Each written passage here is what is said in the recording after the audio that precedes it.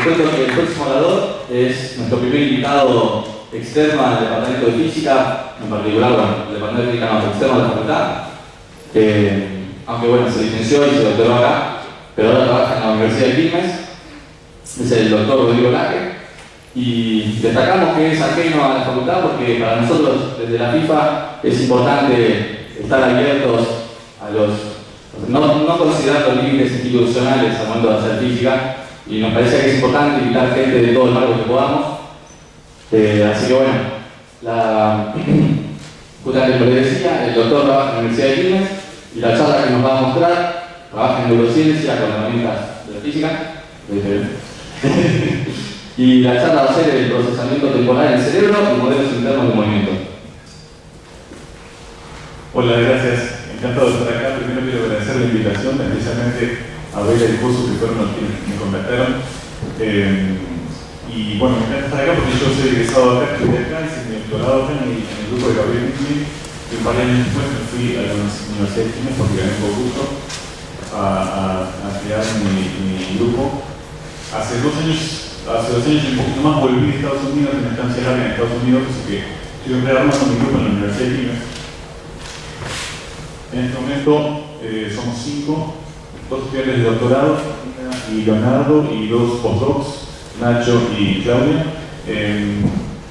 Por las dudas puse los nombres al comienzo. Vieron que en las charlas de física los nombres van al comienzo, en las charlas de biología los nombres van al final. Entonces los puse al comienzo y al final también. Porque hay diferencia entre físicos y biólogos. ¿Saben, no? La diferencia entre un biólogo, un químico, un físico y un matemático. El biólogo se cree químico, el químico se cree físico, el físico se cree Dios y Dios se cree matemático. Así que por lo tanto lo puse al principio y al final. Y ahí ya quemé mi fantasía de estatapero, así que perdón. Y bueno, le voy a contar más o menos, le voy a mostrar un pantallazo general de mi área de trabajo, neurociencia, en particular procesamiento temporal, procesamiento de la información temporal en el cerebro. Después les voy a mostrar un ejemplo muy concreto de cómo trabajo y después les voy a mostrar mis preguntas, o algunas de mis preguntas. Lo primero, les voy a mostrar de qué se trata el procesamiento temporal. Les voy a pedir que escuchen. Van a escuchar 2 intervalos temporales marcados por bips. Bip, bip es un intervalo, a continuación bip, bip es otro intervalo. Y tienen que decir cuál es más largo, cuál dura más que cuál. Aumenté el volumen. A la derecha, en la derecha, en la derecha. Ahí, esa.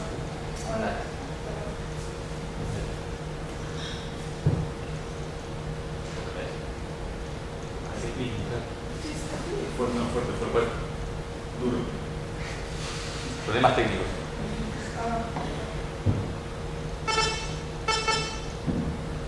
¿De nuevo? De nuevo, por favor.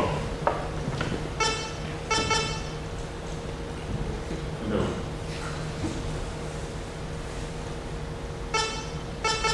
Bueno, esto sería el primero.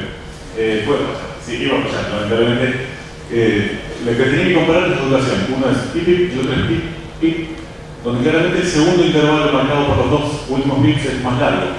Esa es una tarea muy natural para nosotros, muy fácil decir cuál es más largo y cuál, pero no sabemos cómo funciona en el cerebro. Es esto básicamente, ¿no? Bip, bip, bip, y tienen que decir cuál es más largo que el otro. No importa si es un estímulo auditivo, visual, somatosensorial, no importa. Lo que importa es cuánto dura. Es como un poco más abstracto, ¿está bien? Entonces no sabemos cómo hacemos esa comparación. No sabemos tampoco cómo hacemos para producir tiempos.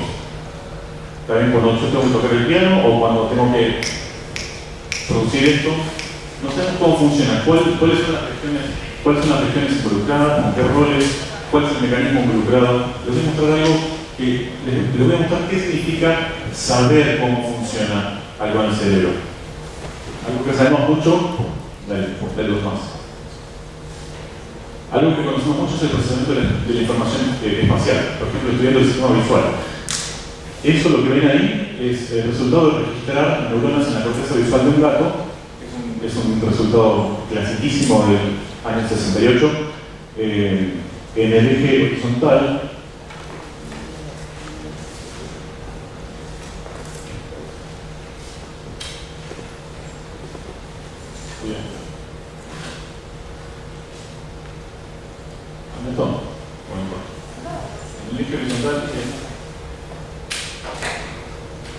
al gato le muestran estas barritas de diferente orientación en una pantalla y registran una neurona particular en la corteza visual.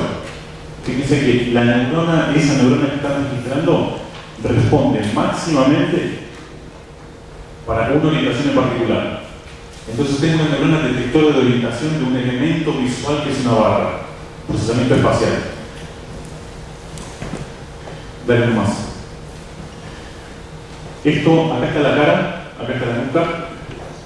Sabemos mucho más que eso. Sabemos que estas neuronas que responden a elementos visuales primitivos, digamos, están por acá y a su vez van mandando información a partes más y más anteriores y se va formando como conceptos de mayor y mayor abstracción. ¿Está bien? Ahora, bueno, gracias.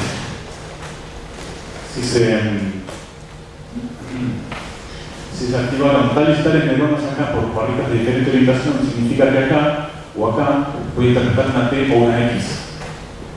Y más acá, palabras, etc. Eso significa saber mecanísticamente cómo funciona algo en el cerebro.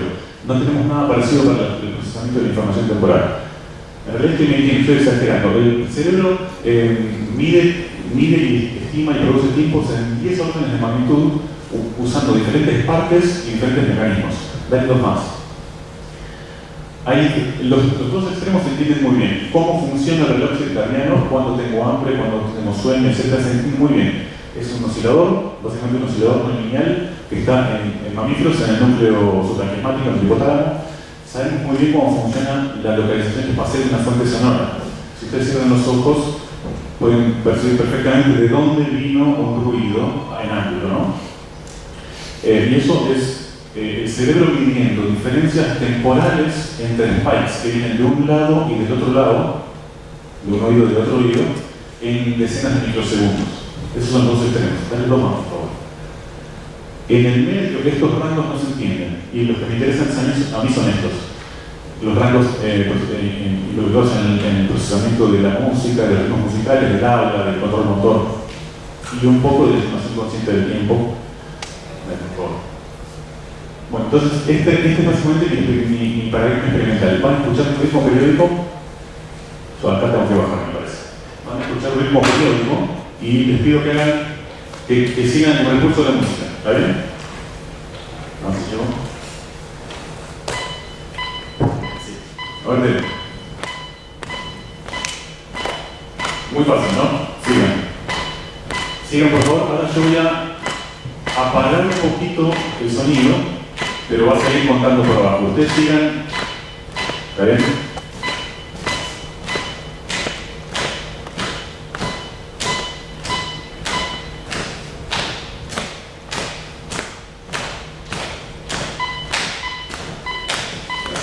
¿Qué pasó? ¿Tienen que probar de nuevo? Sí. No era tan fácil al final, o sea, estaban pasando un montón de cosas en su cabeza. Parecía muy fácil, muy simple, de hecho es muy fácil, es espontáneo a partir de los 3 años. Pero cuando lo apagué, siguió contando para abajo, y ustedes creyeron que más o menos estaban bien, pero estaban completamente desfasados. Este simple experimento les dice que en su cabeza hay alguna parte del cerebro, o muchas partes del cerebro, hay un mecanismo de corrección de los errores previos, que les permite mantener la sincronía siempre y cuando tengan feedback de su propia performance. Si no tienen ese feedback, ese mecanismo no tiene con qué realimentarse y se van, se desvían. Entonces me interesa entender cómo funciona ese mecanismo. Dale, sí. Esto es básicamente lo que hicieron ustedes. Este es el estímulo, pip, pip, pip, y ustedes mientras estaban sincronizados, más o menos le pegan un cachito antes a veces, un cachito después a veces, en promedio están sincronizados. También este es el error en milisegundos, el error entre cada respuesta y cada estímulo. ¿Está bien? Es bastante variable, pero pueden perfectamente sincronizarse en promedio. ¿Está bien? Y en particular, un poquito más. En particular, uno trata de entenderlo así. El siguiente error, ¿cómo lo corrijo? Como una función de toda la información anterior que tengo. ¿Está bien? Entonces, la cuestión es qué forma le doy esta función. Esto es un modelo para el comportamiento. Dale, sí. Fíjense, acá miren, esta es la muestra, el backbone ya está. Esta es la muestra de cómo trabajo concretamente. Miren los cuadraditos blancos. Los cuadraditos blancos son experimentos. Este es el error de sincronización para dos experimentos, una perturbación de tiempo. ¿Está bien? Aceleré o le hice el tiempo más largo o más corto a un sujeto, a muchos sujetos, esto es un promedio, y el sujeto tiene que seguir sincronizándose. Entonces, acá viene sincronizado, lo muestro, y de repente le acelero el tiempo, el sujeto que no sabe, a la fuerza, no sabe que viene una perturbación. Y lentamente, no tan lentamente, pero más o menos en 5 o 10 taps, se resincroniza a un nuevo valor medio, no importa, pero se resincroniza.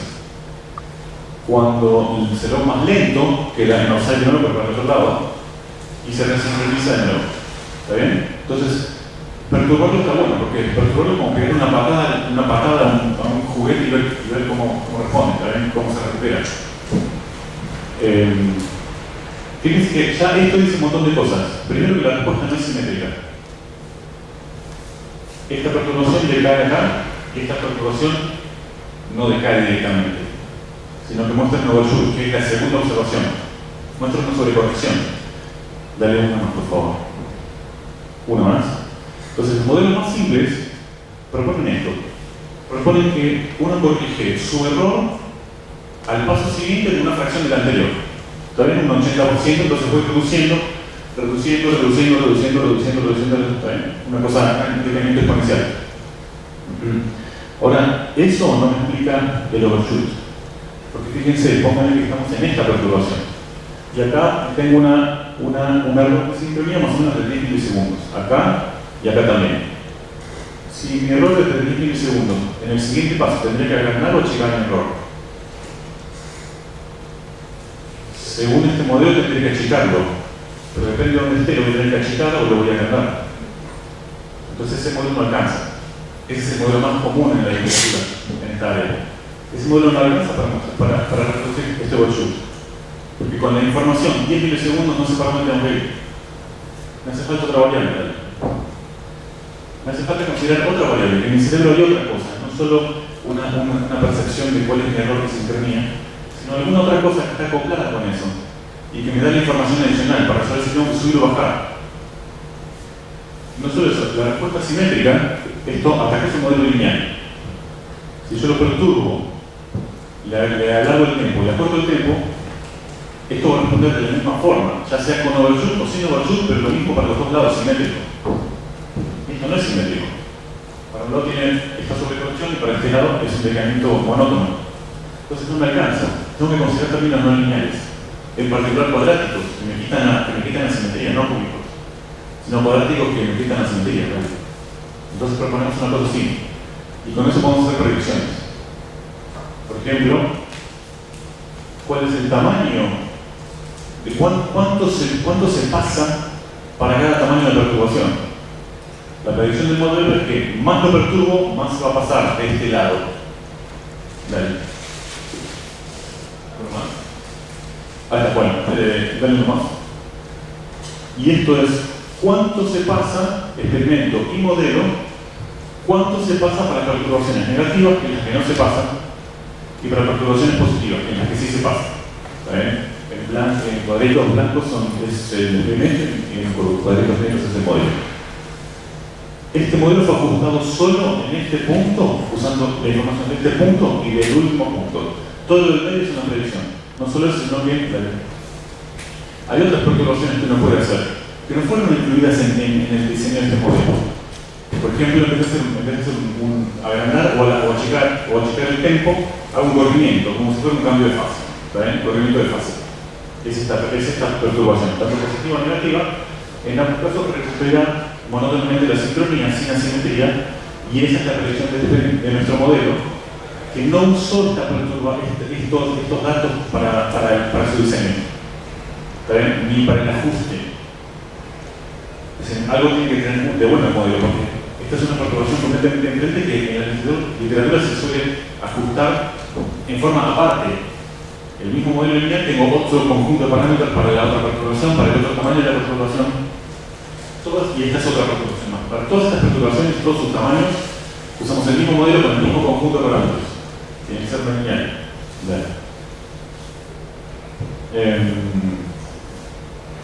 ¿cómo construye uno? Porque esto es un modelo de comportamiento. ¿Cómo construye uno un entendimiento sobre lo que tiene que estar pasando en el cerebro para que el sujeto se comporte así?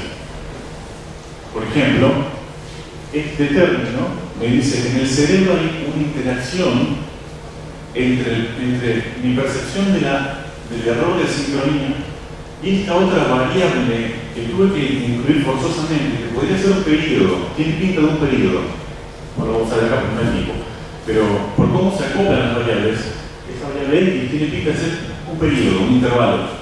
¿Está bien? Entonces, tengo la percepción de, en mi cerebro tengo esa medida de esas dos cosas que están interactuando entre sí, de forma no lineal. ¿Está bien?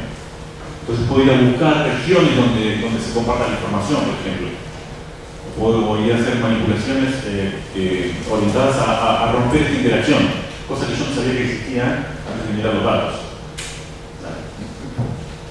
Entonces lo que les mostré hasta ahora es esto. Desde el comportamiento, haciendo experimentos y modelos, trato de entender qué debería estar pasando en el cerebro para observar este comportamiento. Pero también tenemos la otra parte, ¿no? Estudiando de forma experimental y teórica también la actividad cerebral central, puedo predecir qué tipos de comportamientos me va a dar. También como con las dos puntas. Estas dos puntas, en mi grupo se van a juntar más o menos dentro de 10 años. ¿También? Hay tantas cosas para hacer. Empecé por acá, también empecé por allá, con modelos teóricos de redes neuronales, por ejemplo, modelos de alta dimensión, estos son de baja dimensión, lo que les mostré. Estos son modelos no lineales de alta dimensión y experimentos, por ejemplo, de electrofisiología con un electroencefalograma. Entonces, estas dos puntas se van a juntar en mi grupo dentro de 10 años más o menos. Hay un montón de cosas para hacer antes. En particular acá, hay unos experimentos muy simples para los próximos 5 años, hay un montón de experimentos. Lo que hacemos es registrar los tiempos estos usando un Arduino, por ejemplo. La versión del Arduino es un microcontrolador programable que lo llevan al computador, es muy rápido, registra muy rápido y cuesta $30. Y funciona, tiene un clock que funciona a microsegundos. No te garantiza en microsegundos, pero te garantiza en 4 microsegundos, lo cual sobra mal. Así que, bueno. Entonces, como para terminar, les voy a mostrar algunas de mis preguntas. Esto de estudiar el procesamiento temporal en el cerebro no es. Si bien hace 100 años no venimos estudiando, por eso sabemos tanto sobre los extremos del procesamiento temporal. Los rangos medios del procesamiento temporal son los que sabemos muy pocas cosas. En particular, cuando uno, fíjense este ejemplo, pongan que ustedes sienten que están atrasados en la tarea esta de sincronizarse, ¿saben? Sienten que están atrasados. En el siguiente vídeo, ¿qué hace el cerebro? ¿Dispara el pelo antes o lo dispara más rápido? Esa es una pregunta. Eso no es tan difícil de medir. Y esa es una pregunta que es bastante relevante porque me dice qué idea tiene mi cerebro del video. ¿Cómo lo tiene conceptualizado? ¿Qué modelo interno de movimiento tiene el cerebro sobre mi dedo? ¿Está proyectando la velocidad del dedo? ¿Está proyectando la aceleración del dedo? Esto ya en forma básica a mí me resulta apasionante. Y no solo eso, sino que podría tener mucha relevancia para rehabilitación, para aplicaciones. Por ejemplo, rehabilitación. Si tenés que rehabilitar un brazo, por ejemplo. ¿Qué disipación le pones al aparato que te permite hacer el movimiento? ¿Le pones un rozamiento? ¿O le pones una viscosidad tipo amortiguador? Responder esto me podría dar respuestas para eso. Porque puede ser diferente el resultado entre darle a un paciente un amortiguador o una lija. Dando ejemplos de una fuerza viscosa que depende de la velocidad o una fuerza constante. El resultado de la rehabilitación puede ser diferente. Porque el cerebro ya está cableado con una idea del dedo. Por ejemplo, gobierna la velocidad del dedo, gobierna la aceleración del dedo, o lo que fuera, una combinación. Vamos a probar que sea una combinación, pero bueno, hay que saberlo. Entonces, todas esas cosas son cosas que estamos empezando ahora. Medir la posición del dedo en tiempo real, para después tener la velocidad de aceleración, medir la fuerza de contacto en el golpe, medir al mismo tiempo medir el electromiograma, también actividad nerviosa periférica, muscular, en los músculos que gobiernan el dedo. Y eso va más allá, porque ahí estamos viendo cómo se comporta el modelo interno de movimiento que hay en el cerebro para gobernar el dedo. Ahora, ¿cómo lo modifico? Cuando yo estoy enfrentado al mundo real, hay perturbaciones todo el tiempo. El mundo cambia porque me corrieron una mesa, por ejemplo. Entonces, lo que yo pensé que estaba acá, ahora está acá. Entonces tengo que adaptar mi modelo del mundo, pero también tengo un modelo para mi cuerpo. Entonces, si mi brazo está cansado, porque hace 15 minutos estoy sosteniendo este micrófono acá, entonces mi brazo es más rígido. Entonces tengo que cambiar también mi modelo de brazo para poder llegar. Entonces, los aspectos temporales de esos estudios no están para nada resueltos. Lo que se sabe mucho son los aspectos espaciales. Por ejemplo, hay experimentos típicos donde ponen un sujeto con un manipulador, es una manija, y tiene que llegar a un cierto target. ¿Está bien? Para allá hay que hacer un cierto movimiento, llegar para allá. Y lo perturban con campos de fuerza. Esa manija es un brazo robótico que está conectada a unos servos, qué sé yo. Entonces, le ponen un campo de fuerza rotante, por ejemplo. Entonces, si me voy del centro, me tira para allá. Y eso, entonces tengo que corregir el modelo del mundo. O depende, si yo interpreto si es que el mundo cambió o mi brazo cambió. Esos son los aspectos espaciales, se sabe un montón. Pero los aspectos temporales involucrados no se sabe casi nada. Entonces eso es lo que quiero hacer.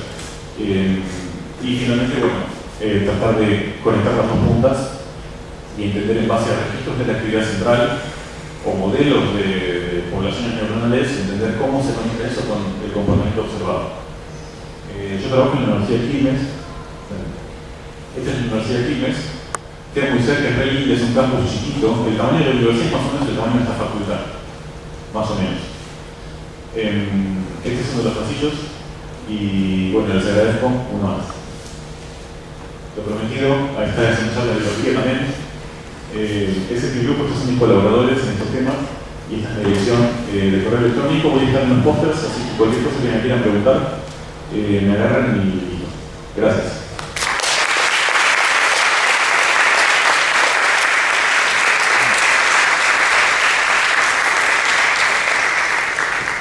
¿Preguntas?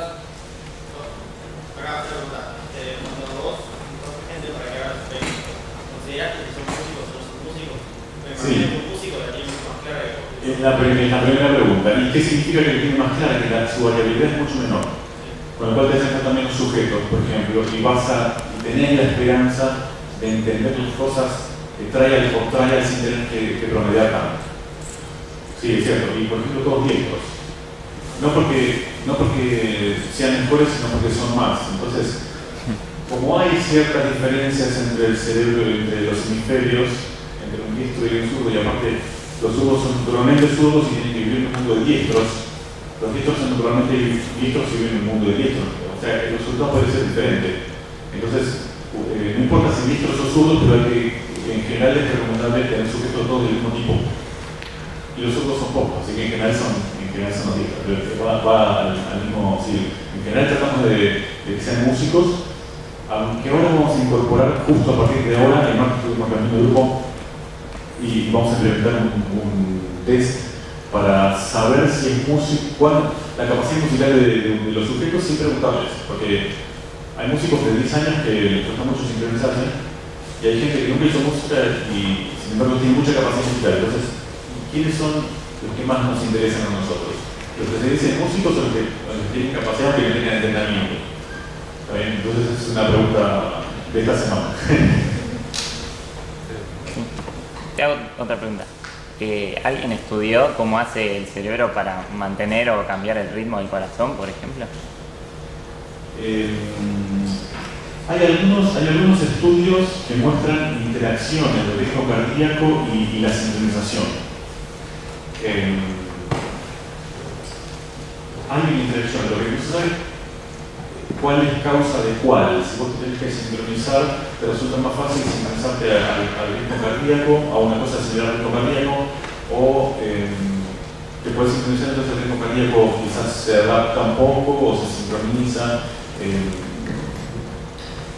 Pero en particular sobre eso es más relacionado con lo que yo hago. Sobre tu pregunta, más para el lado del control del ritmo cardíaco, que me parece que va por ahí, se sabe muchísimo sobre la farmacología de eso y sobre las emociones de eso. Se sabe muchísimo, no simplemente preguntarle si estás nervioso o no estás nervioso, se estudia eso, se estudia, pero no conozco yo por lo menos estudios de intentos conscientes de cambiar el ritmo cardíaco. No digo que no haya, no lo apoyo. Una pregunta, vos mostraste una imagen del cerebro de un gato que sería físicamente qué parte se activaba, pero a él le parece que no le parece que sí, o sea, ¿cómo se está físicamente? Sí, bien, ahí, pero no lo utilizando ligeros, la primera imagen era registros en el cerebro de un gato, la segunda imagen era fMRI del cerebro humano, pero igual, el tema la sincronización es casi específicamente humana, casi puramente humana, o sea, de nuestra especie. Hay otras especies, que logran sincronizarse en el punto periódico, como por ejemplo algunas aves canoras que aprenden a cantar, y hay un trabajo, pero es muy reciente, hay un trabajo de hace 4 años nada más, hicieron una búsqueda de animales que se sincronicen a la música, y todos los que lograban sincronizarse, no que simplemente se movían con la música, sino que lograban sincronizarse a la música, eran todos imitadores vocales, que tampoco es una capacidad muy común en el reino animal.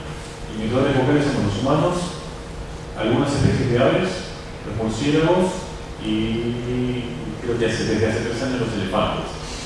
Y son, lo pueden hacer grandes, no lo habían dicho. Y son grupos filogenéticamente muy lejanos, muy alejados, o sea que no se sabe muy bien cuál es la ventaja evolutiva de imitar sonidos ni de lograr sincronizarse en el estímulo periódico, porque son grupos filogenéticos tan alejados que lo más probable es que esa capacidad o esas dos capacidades se hayan adquirido y perdido muchas veces independientemente de la evolución. Entonces no queda claro cuál es la importancia de tener esa capacidad, pero cuando vienen juntas y no se sabe cuál es el subproducto de la otra, cuál fue premiada, cuál era el premio en la selección para cuál capacidad, cuál vino como resultado de que el cerebro de repente es así, entonces me permite sincronizar la música o imitar sonidos. Es interesante. Yo no sé mucho de evolución, pero es interesantísimo todo eso. Al principio dijiste qué rango de tiempo te interesaba. No llegaba, pero ¿te interesan tipo de un minuto? Y si te interesan, preguntaste dónde son más eficientes. Si marcando un minuto, bueno, creo que los veis eficientes. O marcando un segundo, 10 segundos. No creo que somos tan eficientes. De hecho, si les pedís a unos sujetos que tienen un minuto, lo hacen bastante bien. Algunos van a decir 50 segundos, o van a responder los 50 segundos, otros a los 70 segundos, pero el centro está bastante bien en 1 minuto. Pero es un mecanismo, creemos que es un mecanismo diferente que el de la sincronización en estos periodos de menos de 1 segundo. Se encienden diferentes, cuando ves los estudios de imágenes, se encienden diferentes regiones. Hay muchas regiones en común que se encienden, el cerebro se enciende, un montón. Se encienden, no sabemos los roles ni cómo están interactuando. Lo que sí pero por ¿cómo se dice? Por el estudio del comportamiento, tienen características diferentes. La estimación de los tiempos de 1 minuto con la estimación y producción de los tiempos de centenas de milisegundos. También me interesa los tiempos de 1 minuto, pero ahí todavía tengo menos trabajo hecho. Recién ahora si sale un PICT de este año, voy a avanzar hacia los tiempos circadianos y los tiempos de 1 minuto con colaboradores. Sí. Quisiera saber si hicieron experimentos que contemplan el sentido de la visión. Bueno, lo más habitual es encontrar experimentos con estímulos auditivos, de estos de sincronización o de estimación y producción de tiempos, estímulos auditivos. Con Nacho Ostiosas, que es uno de mis postdocs, estamos este año empezando un experimento para comparar entre mostrar estímulos auditivos y estímulos visuales y cruzados. También vamos a hacer 4 combinaciones. Podrían no ser.